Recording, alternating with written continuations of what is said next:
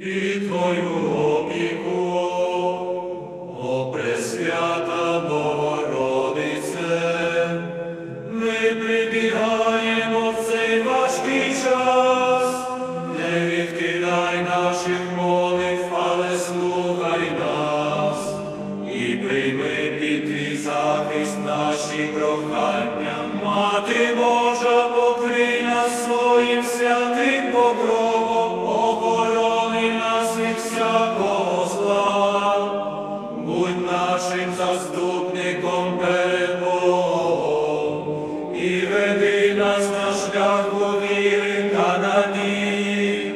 Ти наша надія, наш заступник і підтримка, не залишай нас у скрутних обставинах, але з молитвою примігай до Твого Сина, щоб Він нам дарував мир і спокій у серці. Пресвята Діво Марія, схили свої милосердні очі на нас, і в своєму материнському заступництві допоможи нам у всіх наших потребах.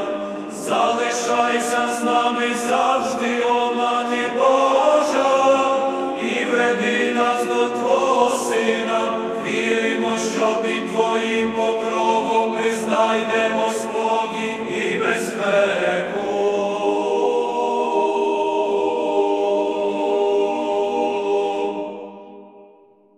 Я